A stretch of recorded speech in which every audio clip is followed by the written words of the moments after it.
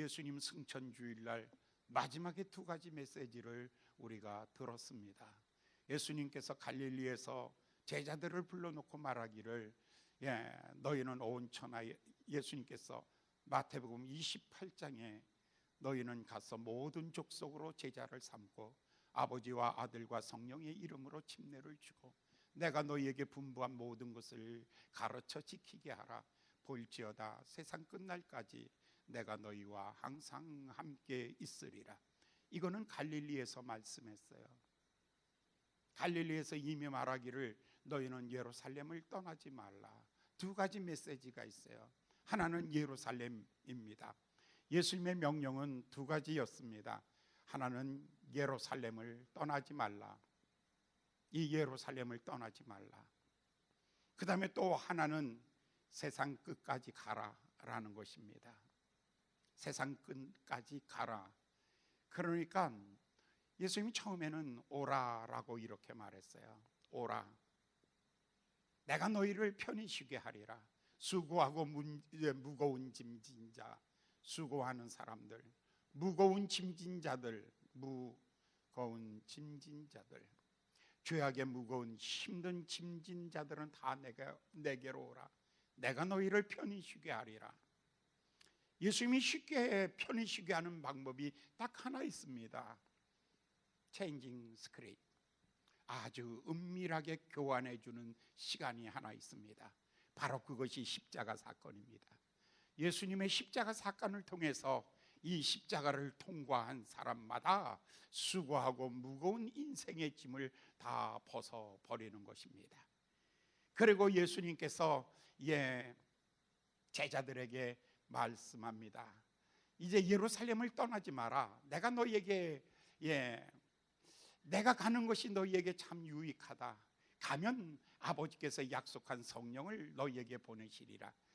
사도행전 1장 4절에 예수님께서 예루살렘을 떠나지 마라. 예루살렘 떠나지 마라. 떠나지 말아야 될 것은 아버지가 약속한 성령이 있다. 성령 충만함을 받기까지는 예루살렘을 떠나지 마라. 그러면서 이렇게 말합니다. 5절에서는 너희가 요한의 침례를 받았는데 요한의 침례를 받았으니 이제 너희는 성령의 침례를 받아라. 성령의 침례를 받아라. 그러니까 오라와 가라 사이에 뭐가 있었냐면 이 예루살렘 사건이 하나 있는 것입니다. 바로 이 예루살렘 사건은 무엇이냐면 바로 성령 충만한 사건입니다. 1장 14절에 보면 그들이 120명의 사람들이 모였습니다. 모여서 전혀 기도에 힘썼더니, 교회가 모여서 뭐 했습니까? 딱 한 가지 기도 제목입니다. 전혀 기도에 힘쓰더니. 교회 건축을 위해서, 교회의 어떤 것들을 위해서 기도하는 것이 아니라 모든 성도들이 성령에 충만하기를 위해서 기도합니다. 그들에게 성령이 2장 1절에 보면 오순절 날이 이미 이름에 성령이 임재하였습니다. 성령이 오셨습니다. 성령이 오셨다라는 것은 남들은 모릅니다. 내가 아는 것입니다. 가장 중요한 것 첫 번째 무엇이었습니까? 바람소리였습니다. 두 번째는 불꽃이었습니다. 세 번째는 진동이었습니다. 네 번째는 방언이었습니다. 이것이 여러분들이 여기서 체험해야 될 일입니다. 여러분들이 예루살렘을 떠나지 마라. 이 예루살렘 경험은 평생의 가장 중요한 경험입니다. 단 한 번의 사건도 확실하게 이 경험이 있다면 인생이 달라지는 것입니다. 이 경험은 너무 충격입니다. 여러분, 수만 볼트 전기에다가 사람의 손을 대면 온몸이 타버리듯이, 온몸이 타버리듯이. 예전에 우리 아이가 핀셋을 갖고 놀면서, 핀셋을 어디다 갖다 꽂냐면 플러그 있죠. 그 사스콤이라는 거 있잖아요. 거기다 갖다 팍 갖다 집어넣으니까 빵 하고 전기 스파크가 나면서 아이가 붕 떠서 이렇게 떨어진 거예요. 천재를 낳았는데 둔재되는 순간입니다. 완전히 애 맛이 가버리더라고요. 전기에 한번 빡 하고 충격을 먹는 겁니다. 이게 바로 오순절 사건입니다. 엄청난 충격의 역사입니다. 수만 볼트 전기에 감점되듯이 큰 충격을 받았습니다. 그리고 났더니 어떤 일들이 벌어지는가? 제일 먼저 자기 자신이 바뀌기 시작합니다. 어떤 사람으로? 비전의 사람으로 바뀝니다. 2장 17절과 18절에 있는 말씀을 보면 어린이들은 예언할 것이요 젊은이는 환상을 보고 늙은이들은 꿈을 꾸리라. 젊은 사람도 미래지향적인 사람입니다. 오늘 우리는 과거지향적인 사람이 있고 미래지향적인 사람이 있습니다. 누가 늙은 사람입니까? 과거를 얘기하는 사람은 늙은 사람입니다. 어떤 사람이 젊은 사람입니까? 미래를 얘기하는 사람이 젊은 사람입니다. 옆에 사람을 하루 종일 두고 보세요. 과거에 나는 이랬는데, 과거에 나는 누구였는데, 과거에는 이렇게 잘 나갔는데, 이거 늙은 사람입니다. 젊은 사람이란 어떤 사람인 줄 아십니까? 미래를 얘기하는 사람입니다. 꿈을 얘기합니다. 예언합니다. 환상을 얘기합니다. 하나님의 비전이라고 그렇게 말합니다. 비전의 사람입니다. 자기 자신이 바뀝니다. 여러분은 꿈을 얘기하고 있습니까? 여러분들은 미래를 얘기하고 있습니까? 과거를 얘기하고 있습니까? 나 과거에 왕년에 은혜 많이 받았는데 그게 뭐 어떻다는 거야? 지금 너에게 무슨 의미가 있는 거야? 아무 의미가 없어요. 오늘 아침에 하나님은 나에게 말씀하시고 날마다 일마다 사건마다 함께 계시는 하나님, 할렐루야. 날마다 미래를 얘기하는 사람. 두 번째, 가족 공동체입니다. 이 사람이 가족 공동체를 만들어가는 것입니다. 여러분, 성령 받은 사람들은 성도들을 대할 때 장로님, 안수 집사님, 권사님이 아닙니다. 형님, 동생, 누님, 브라더, 형제라고 말하는 것입니다. 날마다 그들이 모여서 교제합니다. 떡을 뗍니다. 그리고 말씀을 배웁니다. 그리고 서로 나눕니다. 이게 가족입니다. 이걸 경험해야 되는 거예요. 교회 안에 오셔서 마음 한 번도 못 열고 그냥 앉아가지고 저 사람 도둑이 아닌가? 저 사람 이상한 치안 아닌가? 저 사람 사기꾼 아닌가? 제발 그런 거 다 버리세요. 여기 사기꾼 하나도 없어. 걱정하지 마라. 에이그 쫀쫀하게 인생 살면서 제발 그러지 마라. 여러분, 사회에서 도둑놈 만났다고 여기서도 도둑놈 만난다고?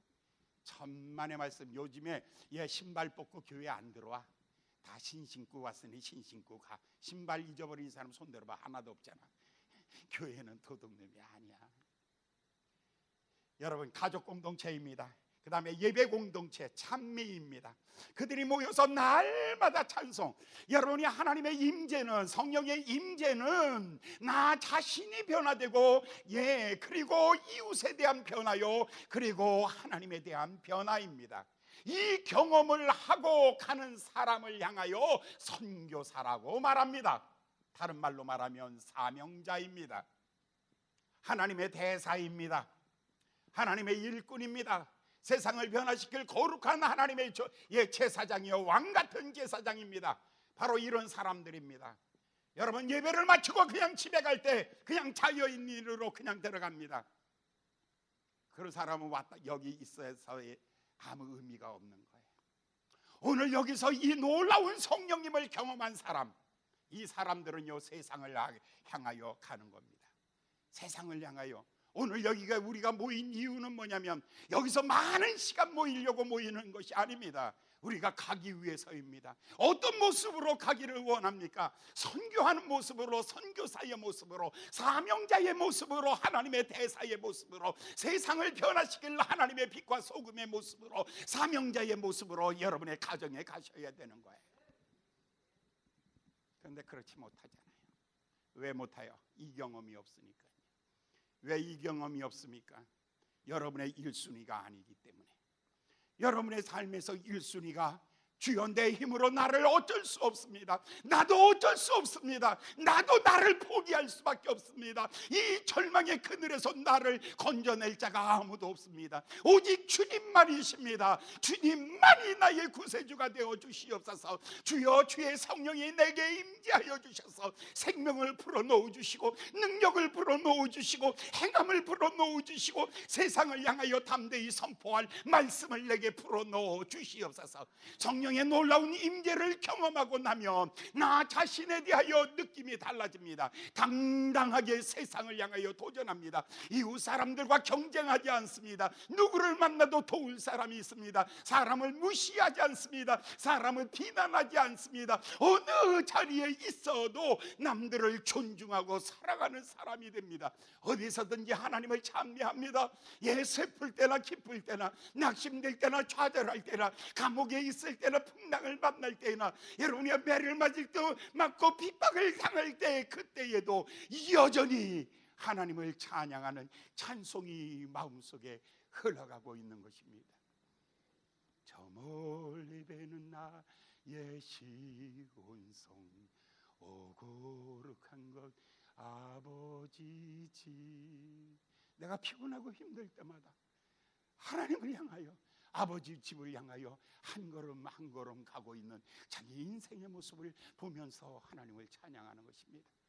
여러분, 이때에 이들은 120명이었습니다.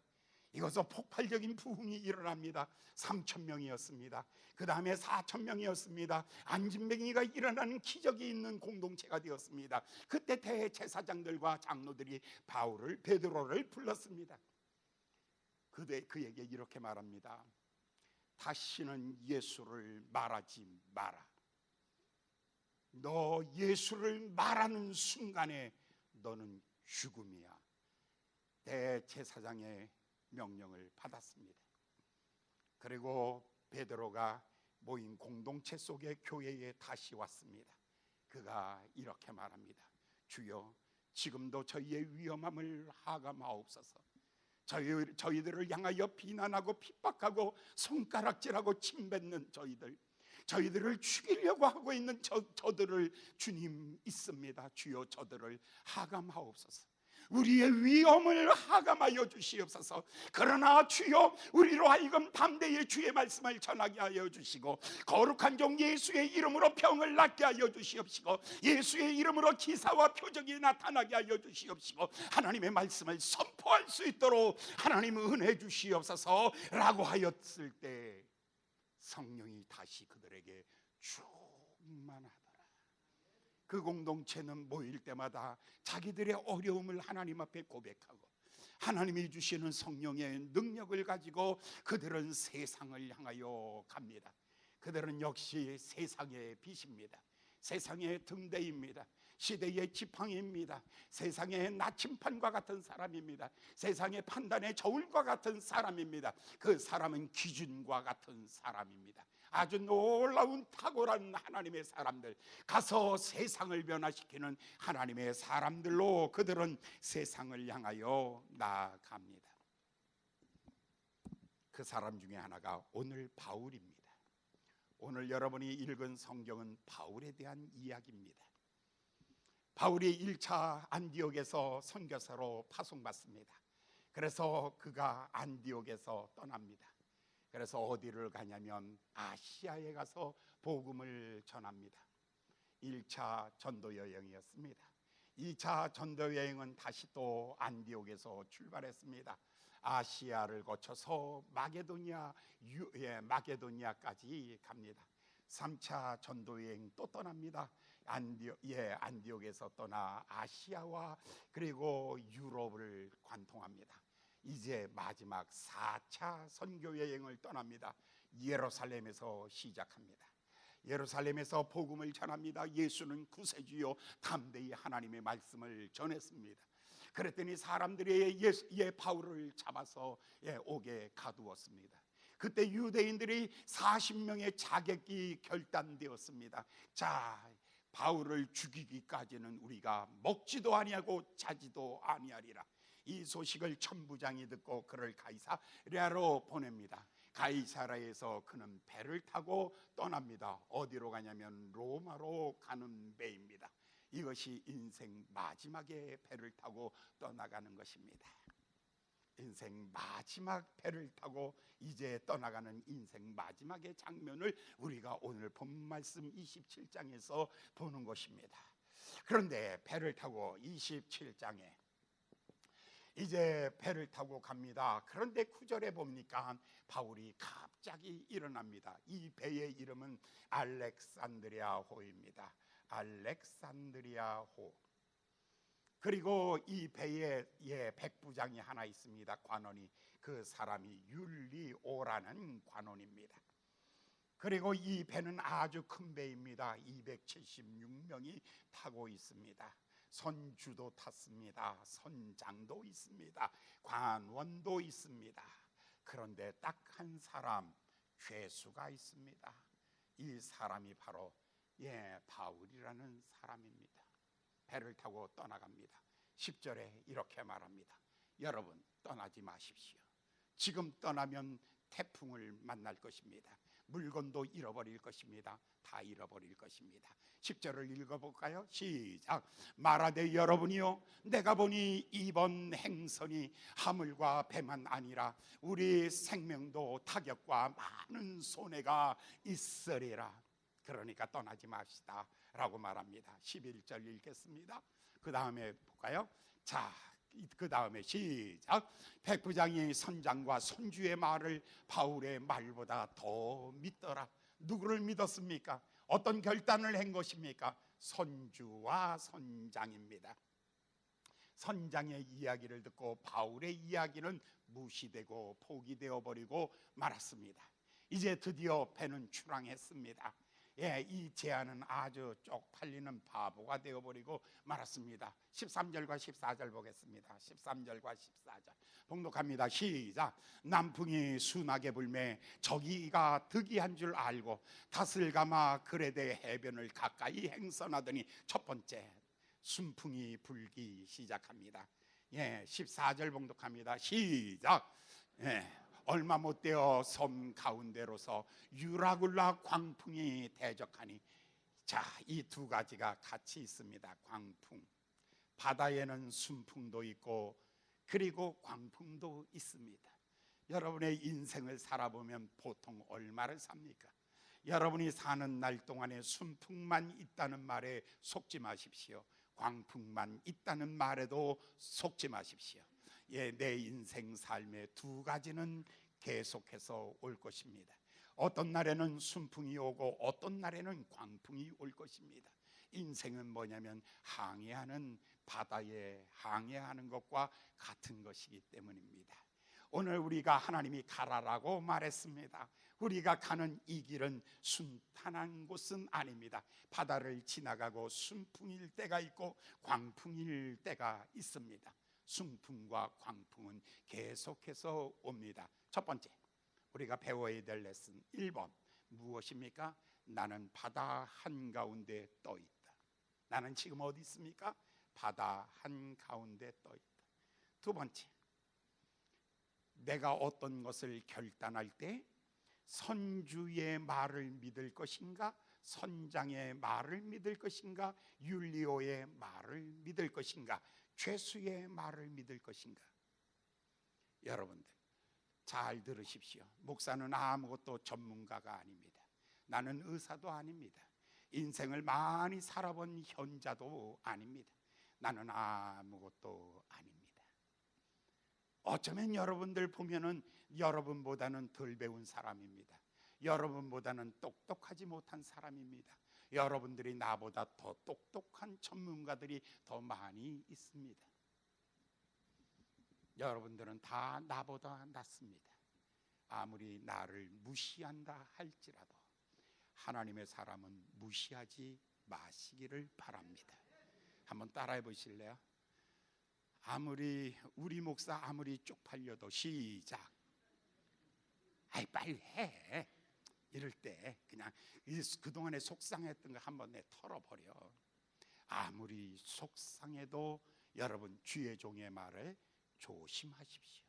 왠 줄 아신가요? 어떤 길은 사람이 보기에 바르나 필경은 사망의 길이니라.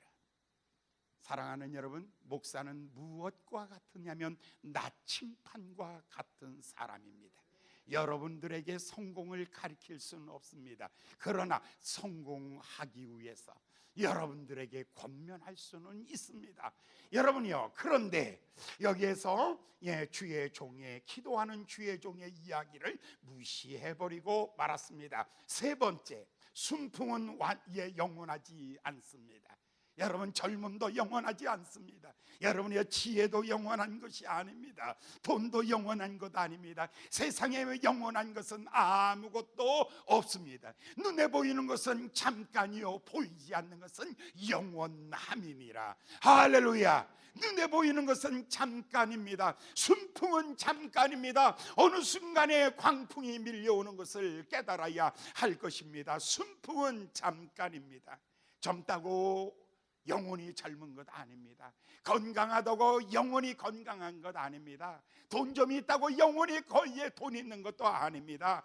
여러분, 젊은 날은 가는 것입니다. 그래서 그게 쉬운 말로 말하면 이거예요. 봄날은 간다.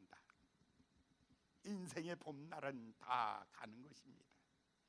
이제 다가오는 것이 뭐예요? 광풍이 다가오고 있습니다.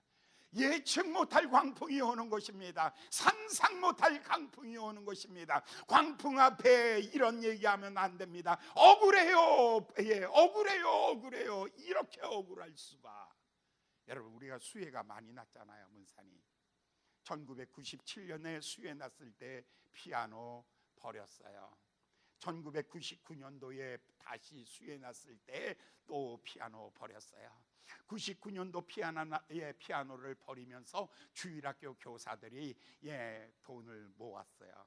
그래서 3년 동안 할부를 끊었어요. 3년 할부 7월 30일 딱 끝나고 난 다음에 8월 1일 아침에 다시 물에 잠겨서 버렸어요. 그리고 난 다음에 교사들이 이렇게 말해요. 할부 끝나니까 날라갔네요. 어떤 사람은 자동차 할부 벗어요. 어떤 사람은 집 할부 벗어요. 그런데 다 날아가 버리고 만 거예요. 광풍 앞에 다 날아가는 거예요. 어느 날 욥을 보십시오. 욥을 보십시오. 잔치를 베풀고 있을 때에 태풍이 불어옵니다. 지진이 일어납니다. 불바다가 되어버립니다. 전쟁이 일어납니다. 10명의 아들이 다 날아가 버립니다. 모든 재산이 다 날아갑니다. 광풍 앞에 어쩔 수 없이 무너지는 것입니다. 코로나 누가 예측했습니까? 코로나 누가 예측했습니까? 누가 이렇게 갑작스럽게 온 세계를 꽁꽁 얼어붙듯이 만들어 놓습니까? 여러분이요, 2차 세계대전보다 더 큰 피해를 주고 있지 않습니까? 더 많은 피해를 주고 있지 않습니까? 벌써 800만 명이 감염되었습니다. 그리고 45만 명이 죽어갔습니다. 앞으로 얼마나 더, 이것이 얼마나 더 많은 어려움을 줄지. 여러분의 가정이 깨어집니다. 사업이 무너집니다. 모든 것들이 다 봉쇄되고 무너지고 말고 있습니다. 이 코로나 광풍은 누가 예측했겠습니까? 그런데 더 무서운 것은 가을에 또 온다는 것 아니겠습니까? 다 가을에 더 무섭다는 것 아니겠습니까? 오늘 아침에 예측을 이렇게 하더라고요. 이번에 이거 못 잡으면 7월 달 넘어가면 하루에 400명씩 터진대요. 8월 달 가면 800명이 터진대요. 다 꽁꽁 얼어붙습니다. 잘 나가는 우리 아들 직장에서 잘립니다. 잘 나가는 내 아들의 사업장이 무너집니다. 여기저기에서 사방에서 터지고 무너져 버립니다. 이 광풍이 몰려오는 것입니다. 여러분이요, 이 광풍이 몰려올 때에 그들은 성경에 이렇게 말합니다. 다 버렸다라고 말합니다. 16절과 17절 보겠습니다. 16절과 17절 봉독합니다. 시작. 가우다라는 작은 간신히 거루를 잡아 17절 끌어올리고 줄을 가지고 선체를 둘러감고 연장을 다 내리고 그냥 쫓겨가더라. 그냥 쫓겨가는 거예요. 다 여러분 세상을 장악했다고요? 여러분이 세상을 변화시켰다고요? 아니죠. 여러분들은 세상에 영향을 받는 거예요. 엄청난 영향을 받고 있는 거예요. 이 광풍에 무너지고 있는 거예요. 처절하게 무너지고 있는 거예요. 18절과 19절을 보겠습니다. 시작. 우리가 풍랑으로 심히 애쓰다가 이튿날 사공들이 짐을 바다에 풀어버리고 사흘째 되는 날에 배의 기구를 다 저희 손으로 다 버리니라. 이제 이 배가 뜨려면 다 아무것도 없어야 뜨는 거예요. 다 버리니라. 완전히 파손하는 거예요. 예, 난파손이 되어버리고 말았어요. 여러분, 이게 길면 나라가 견딜 것 같아요? 여러분, 대한민국이 견딜 수 있는 것 같아요? 여러분, 10만 원 주고 경기도에서 10만 원 주고 파주시에서 10만 원 줬잖아요. 나라에서 또 1인당 한 가구당 100만 원 줬잖아요. 그거 몇 년 거예요? 그거 한 달 만에 다 없어졌잖아. 한 달도 안 걸렸어. 그 돈 다 날라갔어. 이제 또 다음 달에 돈 또 줘야 돼요? 그 다음 달에 또 돈 줘요? 어떡할 거예요? 어떡할 거예요? 가난은 나라도 막을 수가 없는 거예요. 난파선이 되어버리고 마는 거예요. 대한민국 호가 난파선 위기에 빠져버리고 만 거예요. 모두가 다 절망하고 있는 거예요. 모두가 다 죽어가고 있는 거예요. 정말 난파선이 됐어요. 다 죽어갔어요. 20절 볼까요? 한마디로 이렇게 결정합니다. 20절 시작. 여러 날 해와 별이 보이지 아니하고 큰 풍랑이 그대로 있음에 구원의 여망이 없도다. 희망이 다 없어요. 이젠 절망이에요. 여러분, 이런 날이 오는 거예요. 건강하십니까? 순풍에 돛달듯 달려가고 있습니까? 잘 나가고 계십니까? 무엇이든지 잘 되고 있습니까? 여기서 모두가 다 무너져 버리고 마는 거예요. 그런데 이 성령의 임재를 경험했던 사람, 여기서 딱 한 사람이 있습니다. 바울이라는 사람입니다. 오늘 본문 21절입니다. 오늘 본문입니다. 21절의 말씀을 읽겠습니다. 21절, 22절 두 절 보겠습니다. 시작. 여러 사람이 오래 먹지 못하였습니다. 바울이 가운데 서서 이렇게 말합니다. 여러분, 내 말대로 그레데에서 떠나지 아니하고 더 좋을 뻔했습니다. 그런데 내가 너희를 권하노니 이제 안심하라. 너희 중에는 생명에는 아무 손상이 없겠고 배뿐이니라. 23절 보겠습니다. 23절 시작. 나의 속한 바 나의 섬기는 하나님이 사자가 어젯밤에 내 곁에 서서 말씀하니라. 여기서 바울이 전날 밤에 모든 사람이 절망할 때 하나님과 깊은 영적인 교제에 있는 사람이 딱 하나 있었습니다. 여기서는 괴수였습니다. 그런데 여기서는 빛나는 보석입니다. 빛나는 보석과 같은 사람이 하나 있습니다. 그 사람이 누군 줄 아십니까? 하나님의 임재를 경험하는 것입니다. 그도 피곤했을 겁니다. 그도 지쳤을 것입니다. 여러 날 먹지 못해서 바울도 지쳐서 쓰러져 있을 것입니다. 그날 밤에 그를 찾아오시는 분이 있습니다. 그날 밤에 그를 찾아오시는 분이 있습니다. 그가 이렇게 말합니다. 어젯밤에 나의 곁에 서서 나에게 말씀하신 그 하나님이 너는 가이사 앞에 서야 하겠고 절대로 죽지 않는다는 얘기입니다. 여기서 이렇게 말합니다. 이 임재는 어떤 것입니까? 우리 아버지의 하나님이 아니라 나의 하나님이십니다. 내가 섬기는 하나님입니다. 나의 주 나의 하나님이십니다. 그 하나님이 어젯밤에 그는 멀리 계신 하나님이 아니십니다. 그는 높이 계신 하나님도 아니십니다. 그는 내 삶과 멀리 떨어져 있는 하나님이 아니라 나의 곁에 서서 내게 말씀하시는 바로 그 하나님이, 할렐루야, 하나님은 멀리 계시지 않습니다. 오늘 여러분이요 이 예루살렘에서 경험했던 하나님은 그것입니다. 바람 같은 하나님, 불 같고 진동으로 그리고 나타난 나의 하나님, 그 하나님이 어젯밤에도 나에게 나타났습니다. 할렐루야. 이 경험이 없는 사람은 이 경험도 없습니다. 이 경험이 없는 사람은 이 경험이 없는 것입니다. 여러분이 오늘 예배에 이 경험이 없이 돌아가는 사람은 지금은 순풍입니까? 광풍을 만납니다. 광풍 만날 때 난파선이 될 것이고 거기서 절망으로 인생이 끝날 것입니다. 오늘 우리는 왜 모입니까? 여기 우리 왜 모입니까? 우리가 이렇게 힘들게 왜 모입니까? 마스크 쓰고 앉아 있습니다. 우리들이요. 이렇게 고통스럽게 모여 있는 이유가 뭐입니까? 성령의 임재를 경험하는 것입니다. 주의 생명을 내게도 주시옵소서. 주의 능력을 내게도 주시옵소서. 주의 행함도 내게도 주시옵소서. 내 입도 변화되게 하여 주시옵소서.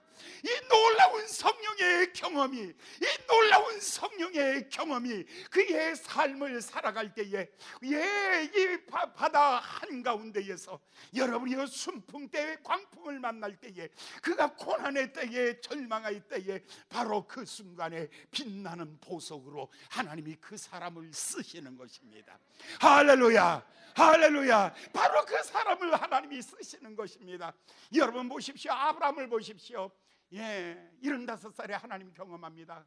그리고 13장에 와서 그는 애굽으로 내려갑니다. 13장에 와서 롯이 배신하고 떠나갑니다. 15장에 와서 이것저것 합니다. 17장, 18장, 19장 계속 가면서 하갈을 통해서 이스마엘도 낳습니다. 실수도 있습니다. 넘어질 때도 있습니다. 넘어질 때도 있고 실수도 있습니다. 그러나 여전히 그때마다 찾아오시는 하나님, 아브라함이 실패할 때마다 찾아오시는 하나님, 단 한 번도 놓치지 않고 찾아와 주신 하나님입니다. 성공할 때에는 어디 있는지 모릅니다, 하나님이. 그런데 내가 넘어질 때에는 가까이 오셔서 손 내미시는 하나님이십니다. 애굽에 내려가서 절박한 순간에 그날 밤에 찾아와셨습니다. 롯이 떠나가고 쓸쓸한 그날 아침에 하나님이 그를 찾아왔습니다. 이스마엘을 내쫓고 난 다음에 쓸쓸한 마음속에 하나님이 그를 역시 찾아와 주셨던 것입니다. 똑같습니다.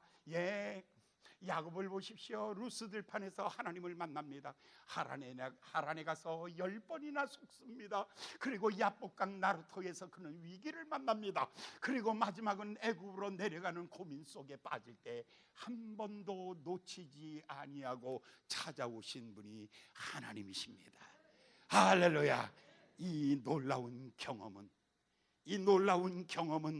광야길 여러분 항해하고 있는 우리에게 언제든지 풍랑 만날 때마다 여기도 계시는 하나님, 절망의 순간에 여기도 계시는 하나님 경험하는 것입니다.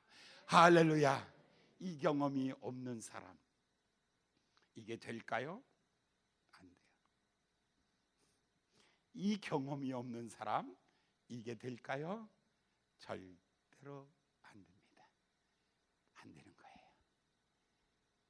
그러니 여러분이요, 지금 우리가 오늘 경험하고 있는 성령의 공동체, 이것을 경험하고 있는 거예요. 그래서 이렇게 말하죠. 24절부터 보겠습니다. 24절 25절을 봉독합니다. 시작. 바울이 두려워 말라. 내가 가이사 앞에 서야 하겠고 하나님께서 너와 함께 행선한 자를 다 내게 주었으니 그러므로 여러분 안심하라. 나는 내게 말씀하신 그대로 되리라고 하나님을 믿노라. 여기서 강조하고 있죠. 너는 가이사 앞에 서야 하리라. 여러분, 가이사가 누구입니까? 가이사 아구스트는 누구예요? 황제. 아구스트 황제라는 말이에요. 가이사 앞에, 황제 앞에 서야 될 존재다. 오늘 여기서는 죄수입니다. 그런데 사명자는 누구냐면 왕 앞에 서야 될 존재입니다. 사랑하는 여러분, 죄수의 몸으로 이배를 탔지만 그러나 하나님의 눈에는 보석입니다. 하나님의 눈에는 소중하고 소중한 사람입니다. 이 사람은 마지막에 로마 황제를 만나야 합니다. 그 사람에게 복음을 전해야 될 사람입니다. 로마를 변화시킬 사람입니다. AD 395년 콘스탄틴 대제가 마침내 로마를 기독교 나라로 선포하고 온 세계에 기독교 국가임을 세상에 선포하는 것입니다. 누가? 바울이 바로 그 일을 위해서 여러분이요 작지만 세상을 변화시키는 사람입니다. 가장 낮은 자리에서 가장 높은 자를 변화시키는 하나님의 사람입니다. 오늘 여러분 바울이 이렇게 말합니다. 나는 내게 어젯밤에 내게 말씀하신 대로 되리라고 믿노라. 여러분 무엇을 믿으십니까? 여러분이 결심한 대로 된다고 믿으십니까? 괜찮은 사람이 잘 된다라면 그것을 믿으십니까? 아니요. 바울의 믿음은 딱 한 가지. 오직 하나님의 말씀대로 되리라고 믿습니다. 할렐루야. 이게 믿음입니다. 예, 하나님의 말씀대로 반드시 이루어집니다 라는 것을 믿습니다. 그랬더니 26절에 이제 놀라운 변화가 있습니다. 여러분들 다 알아요. 26절 그러면 끝나는구나. 아유, 이제 옆 사람 툭툭 치네. 벌써 끝날 때가 됐어. 그래. 예. 이렇게 해서 오면 끝나요. 예. 자, 읽겠습니다. 시작. 그러나 우리가 한 섬에 걸리더라. 아멘. 표류하던 배가 한 섬에 도착했습니다. 그 섬 이름은 멜리데 섬입니다. 토인들이 있는 무인도가 아니죠. 토인들이 있는 곳입니다. 거기서 그들이 아예 위로를 받고 힘을 얻게 되었습니다. 지나간 한밤에 순풍이 바뀌어 폭풍이 되는 날, 인생의 어느 날 갑자기 찾아온 이 깜깜하고 절망스러운 날에 바로 그날 밤에 이 놀라운 성령님이 찾아와 주셨던 것입니다. 할렐루야. 성령님이 늘 찾아올 수 있도록 늘 이렇게 문 열어 놓으셔야 돼요. 할렐루야. 주일마다 성령님하고 친해지셔야 돼요. 그래서 주일마다 오셔서 성령님 만나신다면 어느 날 밤에 우리가 이 광풍 몰아치는 밤에 그 밤에 성령님께서 여러분 찾아오실 거예요. 할렐루야. 어제도 오신 하나님 오늘도 오실 줄 믿습니다. 지금도 오실 줄 믿습니다. 할렐루야. 아멘. 1907년도에 어떤 여자아이 하나가 태어났습니다. 저 평안북도 박천이라는 곳에 아버지가 무역상이었습니다. 돈 많은 집이었습니다. 8번째 딸로 태어났습니다. 지지리 아들 기다리다가 8번째 태어났습니다. 그런데 아주 어려서부터 명석했습니다. 그래서 평양에 있는 서문고등학교를 나오고 그 다음에 그가 일본으로 유학 갔습니다. 1907년 일본으로 유학 가가지고 교토 대학에서 가정을 공부했습니다. 한국에 돌아왔습니다. 22살, 3살 때. 그래서 그가 대구에서 교편을 잡고 교사를 하다가 평양에 가서도 교사를 했습니다. 교사를 하는데 일제가 신사참배를 강요하고 있습니다. 하나님은 없다. 일본 천황이 하나님이시다. 그러므로 일본 천황에게 절하라 라는 것이었습니다. 이 사람은 그것이 용납이 안 됐습니다. 그래서 학교에서 잘렸습니다. 그래서 사직하고 나왔습니다. 선교사님에게 성경 공부를 하면서 그가 마음속에 꿈을 키워갑니다. 내가 일본에 가리라. 일본에 가서 제국 국회, 일본 국회에 가서 그들에게 야단을 쳐야겠다. 하나님의 음성을 전달해 주어야지. 그리고 1939년도에 일본 국회에 갔습니다. 1939년도였습니다. 일본 국회에 누가 들어갈 수 있겠습니까? 일본서 유학을 했으니까 인맥도 있고 말도 잘합니다. 그래서 일본 국회에 가서 2층에서 이렇게 내려다 보니까 꼴이 아닙니다. 그때 뭐를 얘기하냐면 천황은 하나님이시다라는 결의를 하는 시간이었습니다.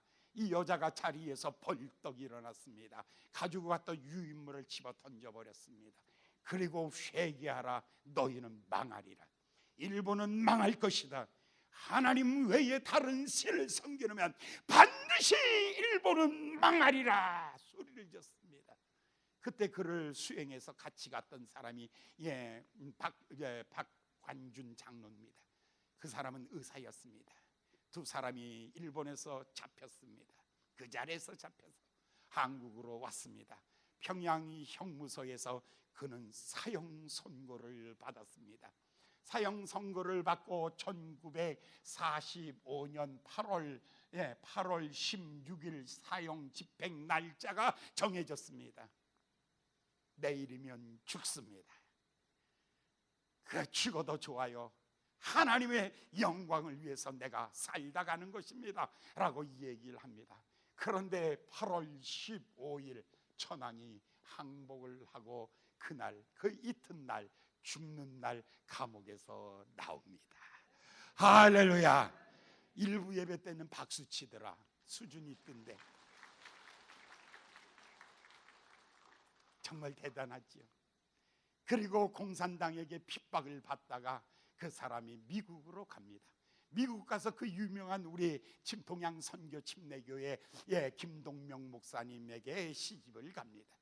그 교회 사모님으로 잘 섬기다가 목사님 돌아가시고 난 다음에 한국에 잠깐 나와서 대전에 있는 새누리 침례교회를 개척하고 그리고 다시 미국으로 돌아갔고 1997년도에 이 사람이 돌아가셨습니다. 1997년 우리 홍수 나던 해입니다. 그 해에 그분이 돌아가셨습니다. 그분이 만든 노래가 하나 있습니다. 내일 일은 난 몰라요. 하루하루 삽니다. 불행이나 요행함도 내 뜻대로 하는 것 아닙니다. 내 뜻대로 불행이나 요행함 내 뜻대로 할 수 없습니다. 이 광풍은 아무도 피할 수 없습니다. 주여, 내 손 높이 드오니 내 손 잡아 주시옵소서. 천국 가는 그날까지 나를 꼭 잡아 주시옵소서 하고 하나님 앞에 그 옥중에서 온전히 하나님 앞에 맡겼더니 내일이면 사형 선고가 집행되는 날인데 전날 하나님께서 그를 내보내시는 하나님이셨습니다.